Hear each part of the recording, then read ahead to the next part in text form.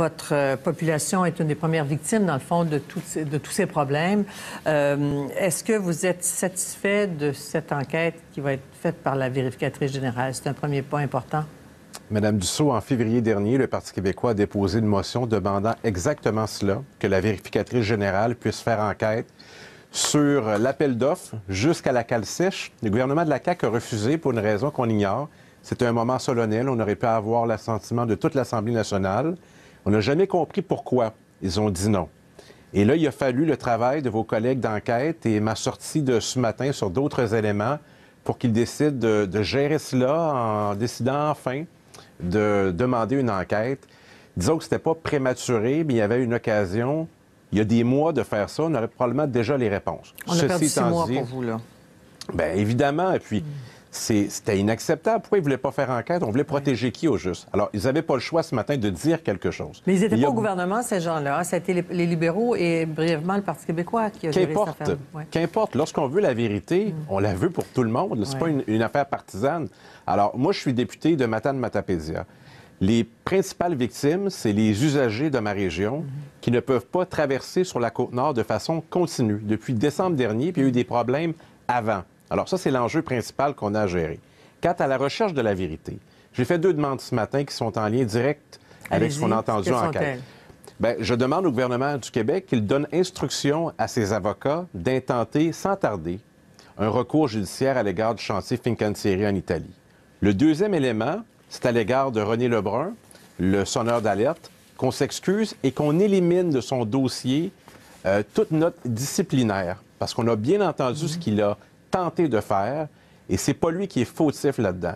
Et il y a manifestement d'autres personnes qui devraient être interrogées, et je suis d'avis qu'il y aura beaucoup plus à apprendre dans ce dossier. Vous savez, à Matane, on connaît ça, le traversier, on entend toutes sortes de choses très sérieuses. Alors, l'enquête va certainement faire œuvre utile. Et quant au gouvernement actuel, ses responsabilités, c'est notamment de dédommager les usagers de la région, qu'ils soient des passagers, des entreprises de camionnage, des hôteliers, ce qui n'a toujours pas été fait.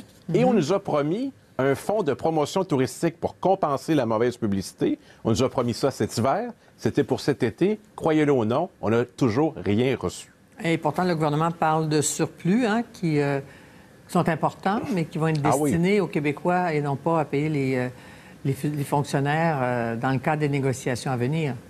Bien, les gens de chez nous méritent la considération du gouvernement du Québec et pour tous les enjeux majeurs en matière de transport. Lorsque c'est un ouvrage important, une route, disons, une crise, le ministre des Transports est là. La seule exception, c'est la question des traversiers. Là, nous, il faut faire affaire avec la Société des traversiers du Québec. Alors, une autre proposition que je fais, que notre seul interlocuteur pour la suite, ce soit le ministre des Transports, à la fois pour la population et les élus. Pendant ce temps-là, la Société des traversiers du Québec va faire une introspection. Elle nous reviendra lorsqu'elle sera capable de gérer la situation. Est-ce que vous lui faites confiance à la Société des traversiers, malgré le changement de direction? D'ailleurs, le ministre Bonnardel, on l'a demandé en entrevue, il n'était pas disponible. Ah bon. Alors, bien, présentement, non. Et je tiens à dire que c'est l'administration actuelle qui a acheté un Rafio de 48 ans à Terre-Neuve, sans inspection ni garantie, qui va finir sa carrière soit à la ferraille, soit comme une épave au large du village de Godbout sur la Côte-Nord. Vous estimez à combien de millions les coûts de cette mauvaise affaire? Beaucoup trop. Beaucoup trop, Mme Dussault. Oui. Bien, beaucoup trop. Hier, on indiquait que c'est 60 millions de plus, mais il y a des pertes qui ne sont pas comptabilisées là-dedans. Lorsque vous devez quitter Matane pour Bécomo avec un chargement et que vous n'êtes pas en mesure de traverser, c'est quoi l'alternative? C'est de faire 10 heures de route en passant par Québec pour arriver en retard. Les pénalités, c'est les entreprises qui les ont. Il y a des travailleurs qui n'arrivent pas à l'heure. Il y a des rendez-vous manqués. Il y a des contrats qui doivent être annulés. C'est énorme l'impact sur notre région. En plus, je dirais, du problème réputationnel que ça fait sur la traverse et sur notre région. Alors, ça doit être traité comme une crise. Et là, bien, il a fallu le travail professionnel et méticuleux de l'équipe d'enquête pour faire bouger le gouvernement. Alors, merci de rendre hommage à l'équipe d'enquête, mais je crois comprendre, comme c'est la rentrée la semaine prochaine, j'entends déjà vos premières questions la semaine prochaine. Ah, j'en ai pas beaucoup. J'en ai pas beaucoup, mais habituellement, elle vise essentiellement le bien commun, que ce soit pour ma région ou pour ailleurs au Québec. Le souci de la vérité, toujours en ce qui me concerne. Et justice pour les gens de chez nous. nous, c'est notre unique lien. Hein. On n'a pas de deuxième lien, pas encore moins un troisième lien. Mais notre unique lien vers la Côte-Nord, on y tient, il est important. Une solution qui ne coûte pas cher, puis ça a été fait dans le dossier de Louis-Robert, l'agronome, par le ministre Lamontagne, après avoir dit que c'est lui qui l'avait congédié, puis que c'était pas lui qui l'avait congédié, là. Décision de reconnaître que le lanceur d'alerte a agi en toute bonne foi et que ses gestes étaient bien fondés, là. Ça coûte pas cher, puis ça peut se faire rapidement.